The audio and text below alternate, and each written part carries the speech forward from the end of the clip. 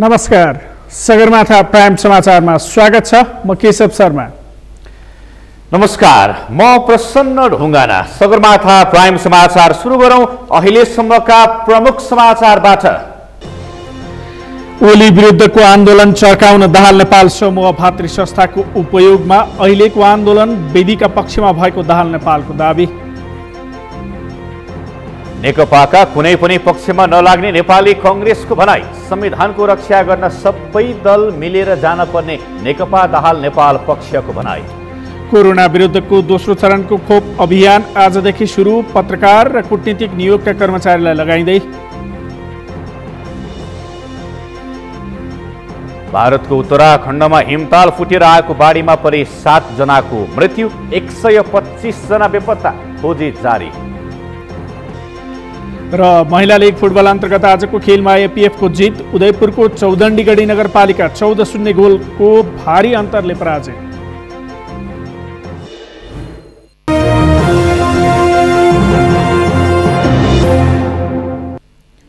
Sagarmatha prime समाचार अब विस्तारमा।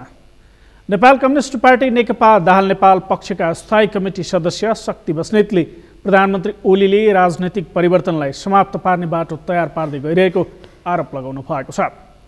आज शहीद बेपत्ता योद्धा परिवार बागमती प्रदेशले काठमाडौँमा गरेको विरोध र्याली तथा कोन सभामा नेता बस्नेतले प्रधानमन्त्री ओलीको कदमले संघीयता, गणतन्त्र र समावेशी समानुपातिक प्रतिनिधित्वको अधिकार तथा धर्मनिरपेक्षताको अधिकार जोखिममा परेको बताउनु भएको हो।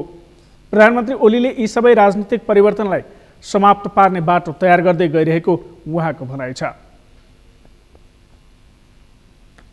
अब केपी ओलीजीको यो अभियानले नेपालमा संघीयता खतरामा पर्यो, नेपालमा गणतन्त्र खतरामा पर्दैछ, नेपालमा समावेशी समानुपातिक प्रतिनिधित्वको अधिकार जोखिममा पर्दैछ, धर्मनिरपेक्षताको अधिकार जोखिममा पर्दैछ। हो, यी सबै जोखिममा पर्दै गइराखेका छन्। यी सबैलाई समाप्त गर्ने एउटा बाटो तयार गरिँदै गइरहेको छ। विषय यतिमा मात्र पनि रोकिँदैन। हामीले अरू कतिपय गतिविधिहरू हेर्दै गइरहेका छौँ। संवैधानिक आयोगको नियुक्तिहरू हामी हेरिरहेका छौँ। जसरी उहाँले आफ्नो पार्टीको केन्द्रीय समितिको विस्तार गर्नुभएको छ र केन्द्रीय सदस्यहरूको मनोनयन गर्नुभएको छ, नियुक्ति गर्नुभएको छ, त्यही शैली र त्यही तरिकामा संवैधानिक आयोगहरूको नियुक्ति उहाँ अगाडि बढाइराख्नु भएको छ। हामीले देखिराखेका छौँ उहाँ आफैले निर्वाचनको घोषणा गरेर गर्नुभएको छ र सरकार अन्तरिम भयो भनेर उहाँ आफै पनि राख्नुभएको छ। तर उहाँले अर्को एउटा विरोधाभास यहाँ प्रस्तुत गरिराख्नु भएको छ। संविधान, संसद विघटन हुन्छ, सरकार काम चलाउ हुन्छ अनि मन्त्रीमण्डलको विस्तार हुन्छ। नेता बस्नेतले प्रधानमन्त्री ओलीले संसद विघटन, संवैधानिक आयोगमा गरिएका नियुक्ति लगायतलाई हेर्दा सामान्य लोकतान्त्रिक मूल्य मान्यतालाई पनि सम्मान नगरेको बताउनु भयो। ओलीको जनविरोधी कदमका विरुद्ध सशक्त ढङ्गले प्रतिवाद गर्नुपर्ने आवश्यकता पैदा भएको उहाँको तर्क छ। बाहिर गएको राजनीतिक प्रणालीलाई मुन्दाहालमा ल्याउनुपर्ने आजको पहिलो प्राथमिकता भएको पनि नेता बस्नेतले बताउनु भयो। संसद पुनर्स्थापना पहिलो प्राथमिकता रहेको उहाँले बताउनु भयो।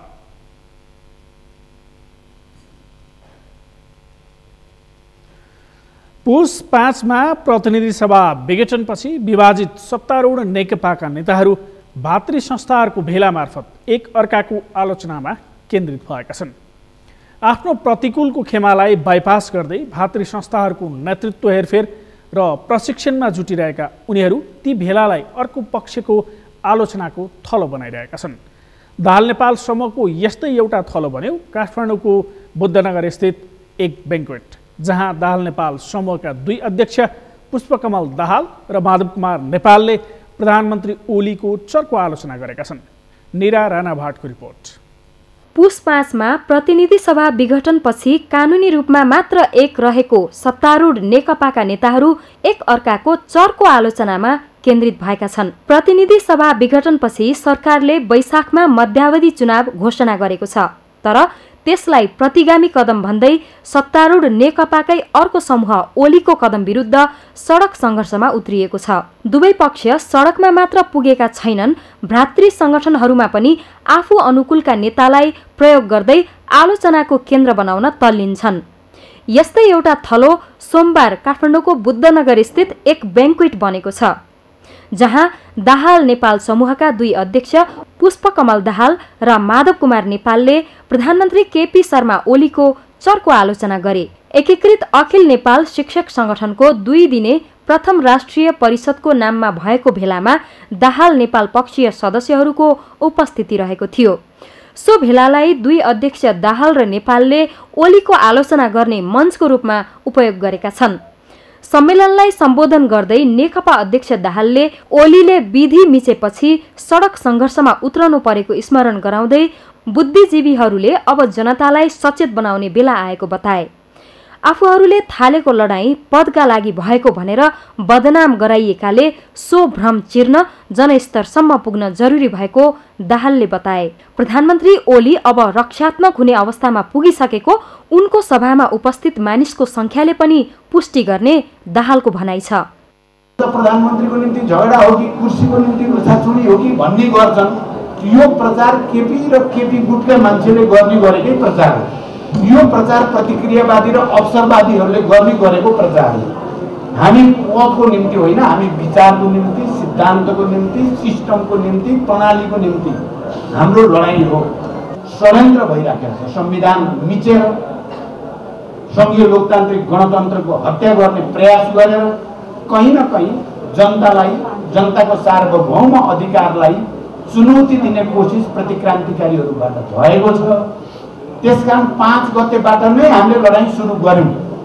यो प्रतिगमनका विरुद्ध, प्रतिक्रान्तिका विरुद्ध हामी सडकमा जानुपर्छ भनेर सुरु गर्यौं। तपाईहरुले देख्नु भएको छ। केपी ओली चाहिँ अब रक्षात्मक हुनेतिर गइसक्यो। उनीहरू चाहिँ डिफेन्सिभ हुने वातावरण बनि नै सक्यो। अस्तिको उनीहरूको चाहिँ पहिला ढाक ढक्कु त धेरै लगाए, तर छिरलेर मान्छे राख्दाखेरि पनि उनकै सेक्युरिटीले चाहिँ 30,000 35,000 भन्दा बढी थिएनन् भनिदिएपछि उनले आफै बिच गाली गरागर भएको देखाएको छु मैले पनि। तर हामी चाहिँ एकताबद्ध भएर एउटा ऐतिहासिक जनप्रदर्शन हामीले गर्नु छ। नेकपाकै अर्का अध्यक्ष नेपालले पनि ओलीको चर्को आलोचना गरे। शिक्षकका मुद्दा आफूहरूले उठाए पनि ओलीले त्यसलाई कहिल्यै वास्ता नगरेकाले अब वर्तमान सरकार नै फ्याँक्ने परिस्थिति आएको उनले बताए। विधि विधान, नियम कानुन र संविधानको नै धज्जी उडाएकाले अहिलेको लडाईँ ओली प्रवृत्ति र लोकतन्त्र बीचको भएको नेपालले बताए। केपी ओलीलाई हामीले अध्यक्ष पद निकाली पनि सकेका छौं। पार्टीको साधारण सदस्यतालाई पनि बर्खास्त गरिसकेका छौं। त्यसैले उनको अब नेपाल कम्युनिस्ट पार्टी नेकपासँग कुनै सम्बन्ध रहेको छैन। उलाई खोलेर रहन्छ भने नेकपा मन परेको छ भने नेकपा ओली गुट भनेर खोले हुन्छ।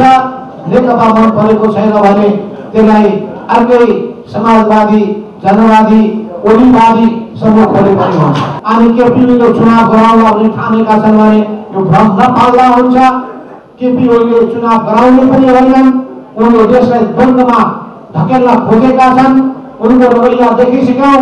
पञ्चको रवैयाको उनले ठ्याक्क पुनरावृत्ति गरिरहेका छन्। पञ्चरयालीको आयोजना गरेका थिए र पञ्चरयालीको स्यानहरूमा तपाईँ सुनिरहनु भएको छ। त्यसको कुनै अर्थ छैन। उनीहरूले 3 लाख मान्छे उतार्छु भनेकोमा झन्डै 20-25 हजार मान्छेभन्दा बढ्ता आएका रहेनछन्। निराश भएर बसेका छन्। आपसमा गाली गलौज गरिरहेका छन्। किन ल्याइनुहोस् भन्दै त्यही आपसमा तारामार भइरहेका छन्। दाहाल नेपाल समूहकै अर्का नेता नारायण काजी श्रेष्ठले संविधानले नदिएको अधिकारको प्रयोग गरी लोकतन्त्रलाई आक्रमण गरेको आरोप लगाए। ओलीले प्रतिगमन नसच्याएसम्म आन्दोलनमा होमिन उनले बुद्धिजीवीहरूलाई आह्वान पनि गरे। संविधानले दिनै नदिएको अधिकारको हवाला गरेर वर्तमान प्रधानमन्त्री र सरकारले प्रतिनिधि सभाको असंवैधानिक ढङ्गले विघटन गरेर प्रतिगामी कदम चाल्न पुगेका छन्। र आज हाम्रो सबभन्दा पहिलो सरोकारको विषय देशमा यो असंवैधानिक र प्रतिगामी कदमलाई कसरी असफल पार्ने र कसरी प्रतिनिधि सभालाई पुनः सुचारू गर्ने र कसरी फेरि संविधानलाई क्रियाशील बनाउने, ट्र्याकमा ल्याउने, लोकतन्त्रलाई रक्षा गरेर अगाडि बढ्ने भन्नेमा छ। आज हामी त्यसका निम्ति सङ्घर्षको मैदानमा फेरि उत्रेका छौँ। यो प्रतिगमनको दिशातिर देशलाई समग्रतामा लैजाने षड्यन्त्रको एउटा कडी हो। त्यसकारण अहिलेको मुद्दा हामीले 6 दशकभन्दा बढी सङ्घर्ष गरेर हजारौंको शहादतको मूल्यमा प्राप्त गरेको राजनीतिक परिवर्तन, संविधान र लोकतन्त्र कायम राख्न सक्छ कि सक्दैनौँ, यसको रक्षा गर्न सक्छ कि सक्दैनौँ भन्ने प्रश्न हो। त्यसकारणले यो प्रश्नमा गम्भीर भएर हामी सबैले यसलाई हर हालतमा सफल पार्न जरुरी छ। शिक्षकहरूको हकहितको विषय र अप्ठ्यारालाई सम्बोधन गर्न भन्दै सम्मेलन आयोजना गरिएको बताइए पनि नेताहरूले सम्बोधनका क्रममा अधिकांश समय ओलीको आलोचनामा खर्चिएका थिए। सम्मेलनमा सहभागी शिक्षकहरूले भने पार्टीले पेशागत र शैक्षिक माग पूरा गराउन नसकेको, शिक्षकहरूको योगदानलाई बेवास्ता गरिएको जस्ता गुनासो गरेका थिए। सगरमाथा टेलिभिजनका लागि क्यामेरामा उत्सव वाग्लेका साथमा निरा राणाभाट, काठमाडौँ। राजनैतिक रूपले विभाजन भएको नेकपाको भातृ संगठनमा समेत एकले अर्कोलाई कारबाही गर्ने क्रम सुरु भएको छ। विभाजनको असर नेकपाको युवा संगठनमा समेत परेको छ। युवा संगठनको नेतृत्वलाई नेकपाको ओली समूहले कारबाही गरेपछि नयाँ नेतृत्वका लागि भने छलफल जारी छ। अमृतराज काफ्लेको रिपोर्ट। राजनीतिक रूपले विभाजन भइसकेको नेकपाको दुवै समूहको शीर्ष नेतृत्वले एकले अर्कोलाई कारबाही गर्ने क्रम चलिरहेका बेला त्यसको असर भातृ संगठनहरूमा समेत पर्न थालेको छ। नेकपाभित्र प्रभावशाली मानिने युवा संगठनमा समेत विभाजनको असर परेको छ। नेकपाको ओली समूहको युवा संगठनको बैठकले संयोजक रहेका तत्कालीन वाइसिएलका अध्यक्ष रामप्रसाद सापकोटा दीपशिखालाई कारबाही गर्दै बर्खास्त गर्ने निर्णय गरिसकेको छ। युवा संगठनको जारी पूर्ण बैठकले सापकोटालाई कारबाही गरिसकेको छ भने नयाँ नेतृत्व चयनका लागि ओली समूहको नेकपाको युवा संगठनभित्र छलफल चलिरहेको छ। युवा संगठनको पुनर्गठन भनेको ओली समूहले अब नेतृत्वमा कम्तीमा पनि 1/3 युवालाई सहभागी गराउने बताएको छ। विभाजनमा उछिट्टिएकाहरू जान्छन्, होइन भने अरू कोही साथीहरूलाई पनि हामीले यति बेला यताउता केही गर्नु हुँदैन।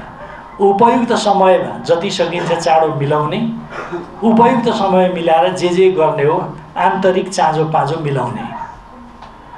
यति भनेपछि बुझ्नुपर्ने साथीहरू सबैले बुझ्नुपर्छ, नत्र भने के हुन्छ कुरो बिग्रिन्छ। यति बेला हाम्रो मुख्य ध्येय भनेको के हो भने विभाजनकारीहरूलाई एक्ल्याऊ, हटाइदेऊ र अरू सबै तमाम साथीहरूलाई गोलबन्द गर। अहिले त यहाँ कमिटीमा पनि थपेर लैजाने कुरा गर्दैछौँ। नेकपाको विद्यार्थी संगठनमा यसअघि नै दुई चिरा परिसकेको छ। त्यसबाहेक अन्य जनवर्गीय संगठनमा समेत एकले अर्कोलाई कारबाही गर्ने क्रम अहिले पनि जारी छ। पार्टीमा समेत ओली समूहले अध्यक्ष प्रचण्डलाई कारबाही गरिसकेको छ भने प्रचण्ड नेपाल समूहको नेकपाले प्रधानमन्त्री केपी शर्मा ओलीलाई साधारण सदस्य समेत नरहने गरी कारबाही गर्ने निर्णय गरिसकेको छ। अहिले नेकपाको दुवै समूहले आफ्नो समूह आधिकारिक रहेको दावी गर्दै निर्वाचन आयोगमा निवेदन समेत पेश गरेका छन्। आधिकारिकताको विवाद समाधानका लागि निर्वाचन आयोगले केही दिन अघि मात्रै नियुक्त भएका एकजना आयुक्तलाई जिम्मा दिएको छ। सर्वोच्चमा संसद विघटनको विरुद्ध परेका रिटमाथि सुनवाई चलिरहेका बेला नेकपाको दुवै समूहले सडकमा शक्ति प्रदर्शन समेत गरिरहेका छन्। सगरमाथा टेलिभिजनका लागि क्यामेरामा उत्सव वाग्लेका साथमा अमृतराज काफ्ले, काठमाडौँ।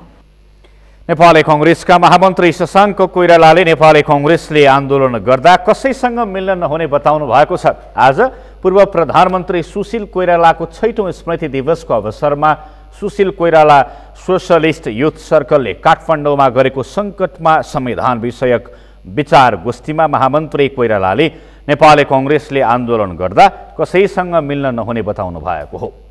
नेपाली कांग्रेसको आफ्नै विचार र अस्तित्व भएका कारण संयुक्त आन्दोलनमा जान नहुने उहाँको भनाइ छ। घाटा कांग्रेसलाई नै भएको छ, उनीहरूलाई घाटा भएको छैन। मैले राजनीतिक दृष्टिकोणले तपाईँहरूलाई भनेको तसर्थ दिदी कोइरालाले भनेका कुराहरू अत्यन्त महत्त्वपूर्ण आजका दिनमा पनि छन्। हामीले यो आन्दोलन गर्दाखेरि पनि हामीले कसैसँग मिल्नु हुँदैन। अघि हाम्रो कम्युनिस्ट नेताले भन्नुभयो संयुक्त जानुपर्छ, फेरि हामीलाई नै घाटा हुन्छ। संयुक्त जानै हुँदैन। हाम्रो आफ्नै अस्तित्व छ, हाम्रो आफ्नै विचार छ, अरूसँग किन मिल्ने? अहिलेको अवस्थामा नेपाली कांग्रेसको भविष्यमा अत्यन्त उज्जवल देखिन्छ। कार्यक्रममा नेपाल कम्युनिस्ट पार्टी नेकपा दाहाल नेपाल पक्षका स्थायी कमिटी सदस्य रघुजी पन्तले संविधानको रक्षा गर्नु अहिलेको मूल दायित्व भएको बताउनुभयो। उहाँले संविधान, लोकतन्त्र, गणतन्त्र र धर्मनिरपेक्षताको रक्षा गर्न पर्ने उहाँको भनाइ छ। नेता पन्तले वैशाखमा निर्वाचन नहुने भन्दै संविधानको रक्षाका निम्ति सबै राजनैतिक दल मिलेर आन्दोलनमा जान पर्ने धारणा राख्नुभयो। संविधान सभाकै नारा दिए हो, संविधान सभाबाटै संविधान बनाउनुपर्छ भने हो। नेपालका सबै राजनीतिक दलले एउटा कालखण्डमा संविधान सभाबाटै संविधान बनाउने कुरा भनेर आएको हो र संविधान सभामा मिलेर बनाएको संविधान हो। त्यसैले यो संविधानको रक्षा गरौँ, लोकतन्त्रको रक्षा गरौँ, गणतन्त्रको रक्षा गरौँ र शशाङ्कजी हामीले राखिसक्यौँ कतिको धर्मनिरपेक्षताको रक्षा गरौँ। नेपाली कांग्रेसका केन्द्रीय सदस्य मेनेन्द्र रिजालले अहिलेको समस्याको मुख्य जड प्रधानमन्त्री ओलीको मानसिकता रहेको बताउनुभयो। ओलीलाई जनताले संसद, संविधान र कानुनको अधीनमा बसेर शासन गर्न चुनाव जिताएर पठाएको भए पनि कानुन, संविधान, अदालत केही नमान्ने प्रवृत्ति ओलीमा रहेको उहाँको भनाइ छ। संविधानको अधीनमा बसेर, कानुनको अधीनमा बसेर, नेपालका संस्थाहरूको अधीनमा बसेर, आम नागरिक विचारको अधीनमा बसेर शासन गर भनेर पठाएको। ओलीलाई के लाग्छ भने म जितेर आएँ, मैले कानुन मान्नु पर्दैन, संविधान मान्नु पर्दैन, अदालत मान्नु पर्दैन, त्यो प्रवृत्तिसँग आयो। त्यो प्रवृत्ति नेपालमा मात्रै होइन, त्यो प्रवृत्ति दुनियाँमा अरूतिर पनि देखिएको छ। त्यसलाई इलेक्टेड अथोरिटेरियन भने निर्वाचित सत्तावादी राजनीति भन्छ। नेता रिजालले संसद विघटन अघि एकै ठाउँमा बसेका मान्छेहरू अहिले विभक्त भएको भन्दै कुनै एकको पक्षमा नेपाली कांग्रेस नलाग्ने पनि स्पष्ट पार्नुभयो। सगरमाथा प्राइम समाचारमा पालो भएको छ विश्रामपछि कोरोना विरुद्धको दोस्रो चरणको खोप अभियान आजदेखि सुरु। पत्रकार र कूटनीतिक नियोगका कर्मचारीलाई लगाइँदै म्याग्दीको अन्नपूर्ण गाउँपालिका 4 को नार्च्याङ गाउँ हाइड्रो भिलेजमा परिणत हुँदै 4वटा जलविद्युत आयोजना रहेकोमा अझै 4वटा आयोजना थपिँदै र महिला लीग फुटबल अन्तर्गत आजको खेलमा एपीएफको जित, उदयपुरको चौदण्डी गढी नगरपालिका 14-0 गोल अन्तरले पराजित।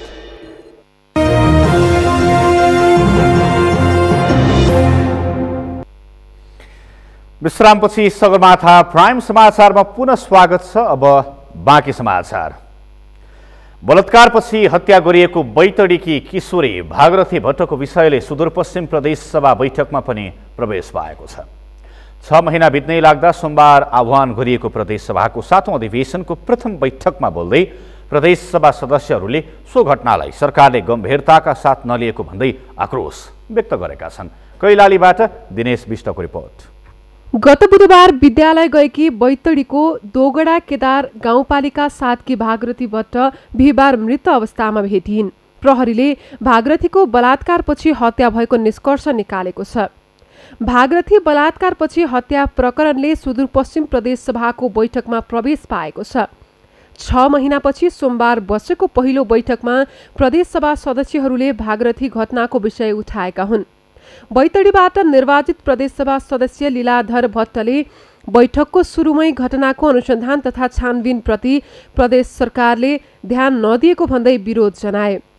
जसरी एउटा बालिकाको निर्मम रूपमा बलात्कारपछि जो हत्या भएको छ, आज 6 दिन भइसकेको छ।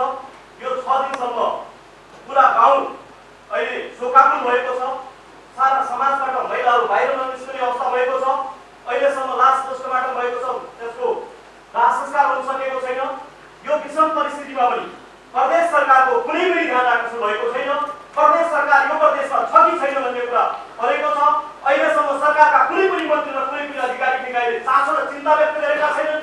हिजो 1-2 वर्ष पहिले निर्मला पन्तको हत्या हुँदा अन्तरिक्षमा खोजेर पनि हामी हत्यारालाई पत्ता लगाउँछौँ भन्ने मान्य मन्त्रीज्यू यस पदमा हुनुहुन्छ। आज भागरथी भट्टको हत्या भएको छ। प्रदेश सरकारका मन्त्रीहरू फोटो खिचाउनुमा व्यस्त छन्। आज भागरथी भट्ट लगायत केही पुर्चुली नगरपालिकाको वार्ड नम्बर 10 मा पुर्चुली नगरपालिकाको वार्ड नम्बर धनेश्वरी महरालाई त्यसैको बुवाले गोली हानी हत्या गरेको छ। महिला हिंसाका घटनाहरू दिन प्रतिदिन बढेका छन्। तर हाम्रो प्रदेश सरकार अहिले कुनै पनि विज्ञप्ति मात्रै होइन, सान्त्वना दिने र ती पीडितहरूलाई त्यो दोषीहरूलाई कारबाही गर्नको लागि कुनै पनि काम अगाडि बढाएको हामी देख्दैनौँ। बैठकको विशेष समयमा नेकपाका प्रमुख सचेतक तारा लामा तामाङले भागरथी प्रकरणको अनुसन्धान नितान्त केन्द्रीय सरकारमा निहित देखिएको बताए। सबै अधिकार आफ्नै हातमा लिएकोले बलात्कारका घटना दिन प्रतिदिन बढिरहेको र अपराधीहरू खुलेआम घुमिरहेको उनको आरोप छ। चढेपानीकी 17 वर्षकी भागीरथी भट्टको जुन अमानवीय भन्न पनि लाज लाग्ने शब्दहरू र अनैतिक क्रियाकलाप गरेर जसरी हत्या गरिएको छ, यो सिङ्गो समाजलाई अझै पनि चुनौती भएको छ।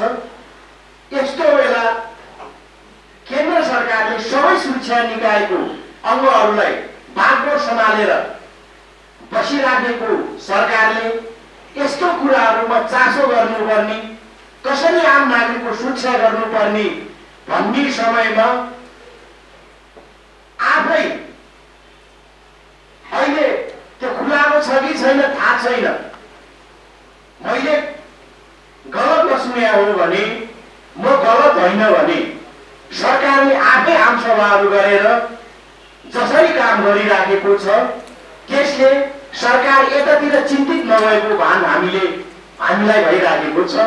यसतर्फ सरकारले दोषीलाई सकेसम्म छिटोभन्दा छिटो सबै स्रोत साधन प्रयोग गरेर अपराधी पत्ता लगाउने काममा सरकार लागोस्। नेपाली कांग्रेसको संसदीय दलका नेता डाक्टर रणबहादुर रावलले पनि घटना भएको एक साता हुँदा पनि सत्य तथ्य बाहिर नआएको भन्दै दुःख व्यक्त गरे। निर्मला पन्त बलात्कार तथा हत्या प्रकरणमा जस्तै हाल भागरथी प्रकरणमा पनि सरकार चुकिरहेको भन्दै उनले सुदूरपश्चिम प्रदेश नै बलात्कारीहरूले दिन प्रतिदिन प्रशय पाउने स्थान जस्तै बनेको आक्रोश पोखे। तमाम महिलाहरू र बालिकाहरू बलात्कृत भएका छन्, हत्या भएको छ। अब त सुदूरपश्चिम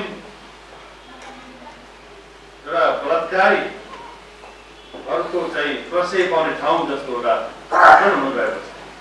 यसलाई मलाई लाग्छ सँगै सरकारमा नभएर प्रदेश सरकार पनि पूर्णतया अघि बढोस् र काम गरोस् भन्ने काम गरिरहन्छ।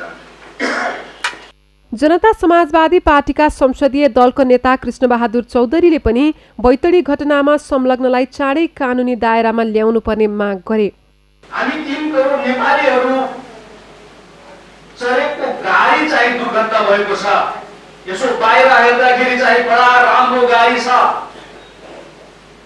तर हामी नेपालीहरूको दुर्भाग्य दुईटा त्यो गाडीभित्र बाहिर चाहिँ बडा राम्रो देखिए पनि भित्र दुईटा खिया लागेको नट बोल्ट थियो र यो नट बोल्ट खिस्केर चाहिँ आज यो 3 करोड नेपालीलाई चाहिँ धोका भएको छ। हामी ध्यान पुर्याएनौँ त्यति बेला यदि हामी ध्यान पुर्याएको भए त्यति बेला नै हामी यो नट बोल्टलाई हटाएर हामी यात्रामा भएको भए चाहिँ यो दुर्घटना हुने थिएन। र आज यो दुईटा कम्पनीको, चाहे त्यो ल कम्पनीको नट बोल्ट होस् चाहे त्यो ली कम्पनीको नट बोल्ट होस्, यो दुईटै नट बोल्ट चाहिँ काम नलाग्ने नट बोल्ट भएको कारणले आज सिङ्गो नेपाली। दोगडा कादार गाउँपालिका 7 चढेपानीकी 17 वर्षीय किशोरी भागरथी भट्टको बलात्कारपछि हत्या भएको अवस्थामा माघ 25 गते शव फेला परेको थियो। हालसम्म अनुसन्धानका लागि केही व्यक्तिहरूलाई नियन्त्रणमा लिए पनि अपराधी पत्ता लाग्न सकेको छैन। मृतकका आफन्तले दोषीमाथि कारबाही नहुँदासम्म शव नबुझ्ने अडान लिएका छन्। सगरमाथा टेलिभिजनका लागि कैलालीबाट दिनेश विष्टको रिपोर्ट। सरकारले कोभिड-19 विरुद्धको दोस्रो चरणको खोप अभियान अन्तर्गत आजदेखि पत्रकार र कूटनीतिक नियोगका कर्मचारीलाई लगाउन सुरु गरेको छ। कोभिड-19 विरुद्धको दोस्रो चरणको खोप अभियान अन्तर्गत आजदेखि फ्रन्टलाइनमा खट्ने पत्रकार र कूटनीतिक नियोगका कर्मचारीलाई लगाउन सुरु गरिएको हो। काठमाडौँमा निजामती कर्मचारी अस्पतालमा पत्रकारहरूलाई खोप लगाउने व्यवस्था मिलाइएको छ। कोभिड-19 विरुद्धको खोप लगाएपछि पत्रकारहरूले खुसी व्यक्त गरेका छन्। फ्रन्टलाइनमा काम गर्ने पत्रकारहरूलाई सरकारले खोप उपलब्ध गराउनु सकारात्मक भन्दै यसलाई विरोधको रूपमा नलिई सबै पत्रकारले खोप लगाउनु पर्ने बताएका छन्। सरकारले दोस्रो चरणमा दिन थालेको छ। यो अग्रपङ्क्तिमा धेरै मान्छेहरू छन्, त्यसमध्येमा अब पत्रकारहरूलाई पनि सरकारले राख्यो।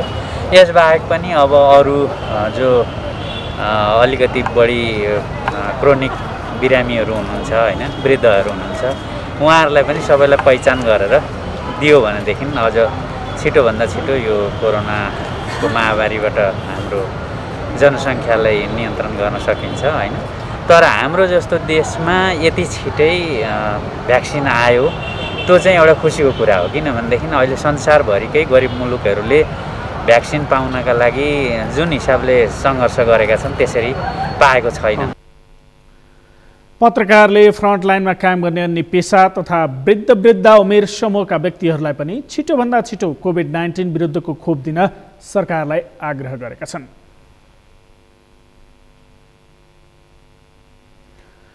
म्याग्दीको अन्नपूर्ण गाउँपालिका 4 स्थित नार्स्याङ हाइड्रो भिलेज बनेको छ। 4 जलविद्युत आयोजना सञ्चालन भएको नार्स्याङमा थप 4 वटा आयोजना निर्माणको प्रक्रियामा छन्। म्याग्दीबाट सन्तोष गौतमको रिपोर्ट। 5 मेगावाट क्षमताको घलेम्ती खोला जलविद्युत आयोजना निर्माण भइसकेको नारुच्याङमा 42 मेगावाट क्षमताको मिस्टी खोला जलविद्युत आयोजना परीक्षण उत्पादनको तयारीमा जुटेको छ। विक्रम सम्वत 2043 मा 2 मेगावाट क्षमताको तातोपानी साना जलविद्युत आयोजना निर्माण भएको नारुच्याङमा 6 मेगावाट क्षमताको रेले खोला जलविद्युत आयोजनाले बेसी गाउँदेखि लेकगाउँ हुँदै रेले खर्कसम्म 14 किलोमिटर पहुँच मार्ग खनिसकेको छ। चिनिया लगानीमा निर्माण हुने 164 मेगावाट क्षमताको कालीगण्डकी गर्ज जलविद्युत आयोजना निर्माण स्थल नारुच्याङमा 12 मेगावाट क्षमताको मिस्टी खोला दोस्रो र 9.14 मेगावाट क्षमताको सुपर घलेम्दी जलविद्युत आयोजनाको पनि सर्वेक्षण भइरहेको छ। एउटा सबभन्दा महत्त्वपूर्ण हाम्रो वरालाई मोटर बाटोले छुवाउने यो हाइड्रो नभइदिएको भए हाम्रो यो ठुलो मोटरवे पुल बन्ने थिएन। हाम्रो गाउँलाई मोटर बाटोले छुने असम्भव थियो।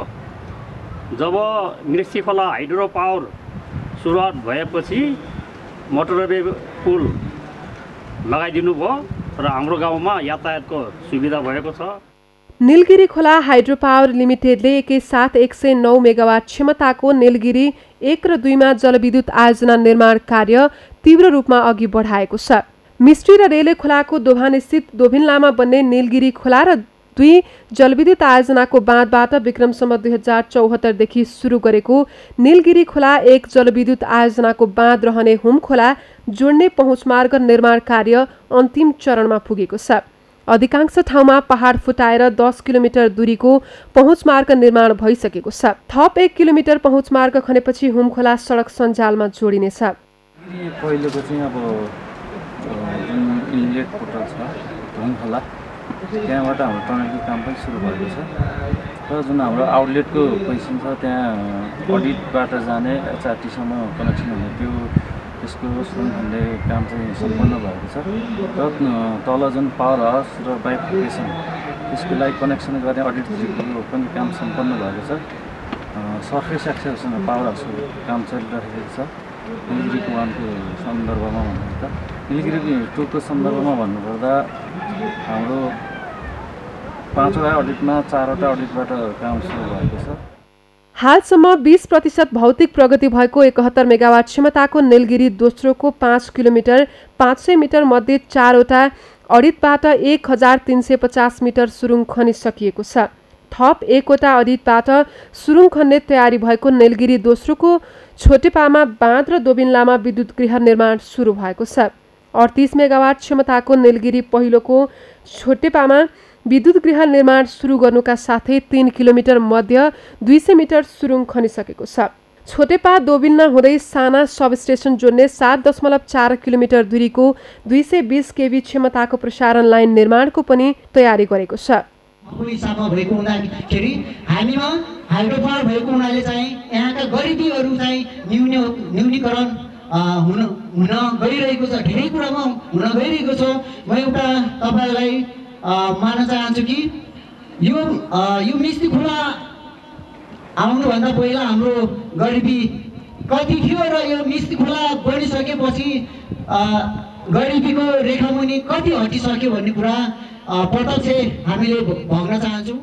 जलविद्युत आयोजनाहरूले निर्माण गरेको सडक, बेली ब्रिज लगायतका पूर्वाधारहरूले स्थानीयवासीलाई समेत सुविधा पुगेको छ। आयोजनामा रोजगारी पाएका स्थानीयवासीहरू सेयर लगानी गरेर जीवनस्तर सुधार्न सक्ने आशामा छन्। सगरमाथा टेलिभिजनका लागि म्याग्दीबाट सन्तोष गौतमको रिपोर्ट। सगरमाथा प्राइम समाचारमा पालो भएको छ विश्रामको। विश्रामपछि भारतको उत्तराखण्डमा हिमताल फुटेर आएको बाढीमा परि 7 जनाको मृत्यु, 125 जना अझै बेपत्ता, खोजी जारी। र महिला लिग फुटबल अन्तर्गत आजको खेलमा एपीएफको जित, उदयपुरको चौदण्डीगढी नगरपालिका 14-0 को गोल अन्तरले पराजय।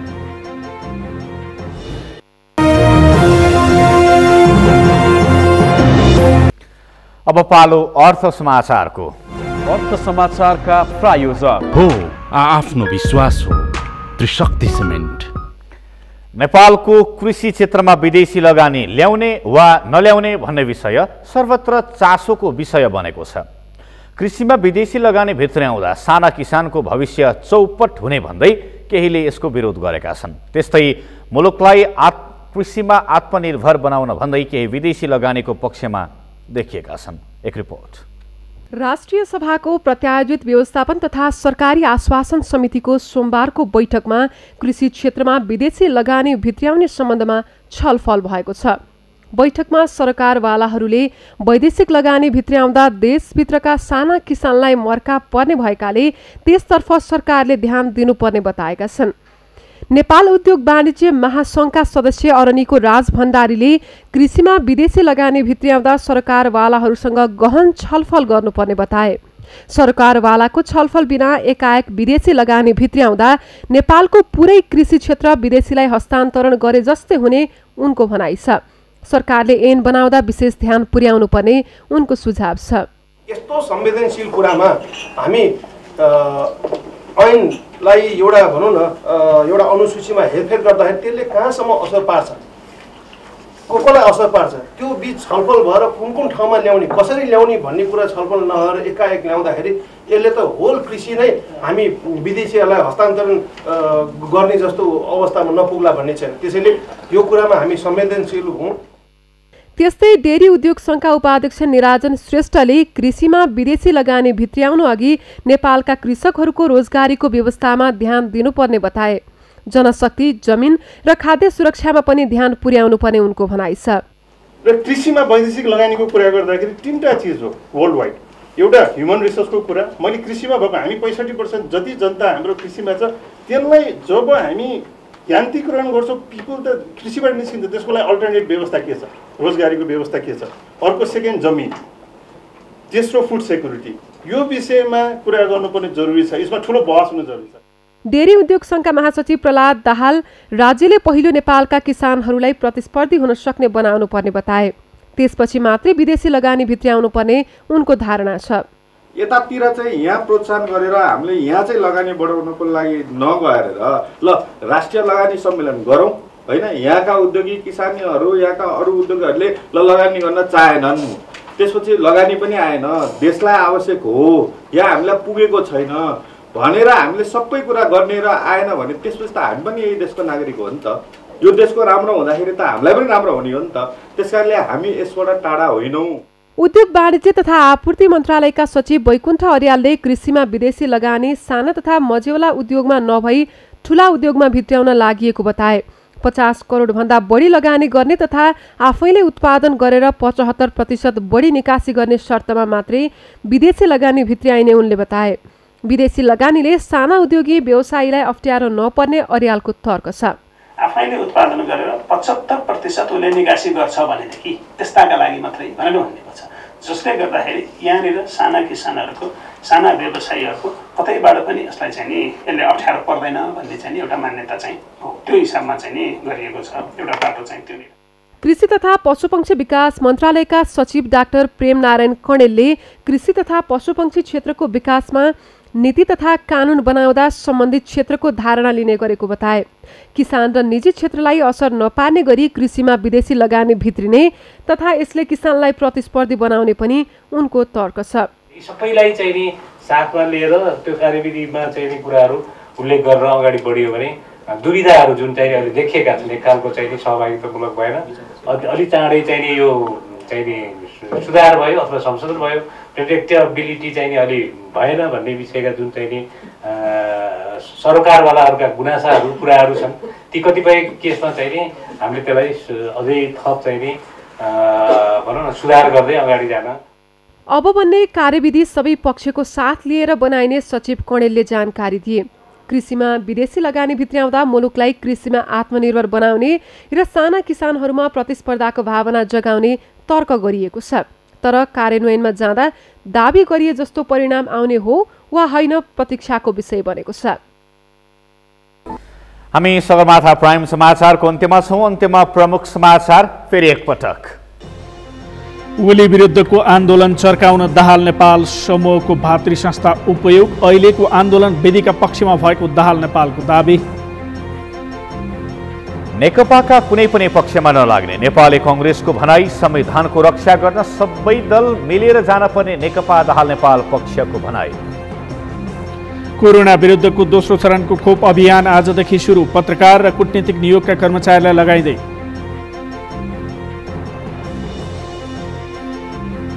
भारतको उत्तराखण्डमा हिमताल फुटेर आएको बाढीमा परि 7 जनाको मृत्यु। 125 जना अझै बेपत्ता, खोजी जारी। र महिला लीग फुटबल अन्तर्गत आजको खेलमा एपीएफको जित। उदयपुरको चौदण्डी गण्डी नगरपालिका पराजित।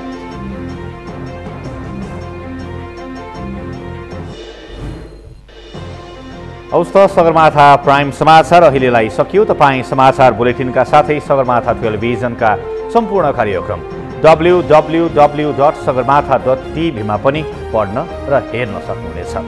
साथै युट्युबमा youtube.com/sagarmatha TV नेपालमा हेर्न सक्नुहुनेछ। तपाईँ हामीलाई फेसबुकमा पनि facebook.com/YesTV नेपालमा फलो गर्न सक्नुहुनेछ। समाचारको शिखर, नेपालको गौरव, नेपालको पहिलो न्युज च्यानल सगरमाथा टेलिभिजन हेर्दै गर्नुहोला। नमस्कार। नमस्कार।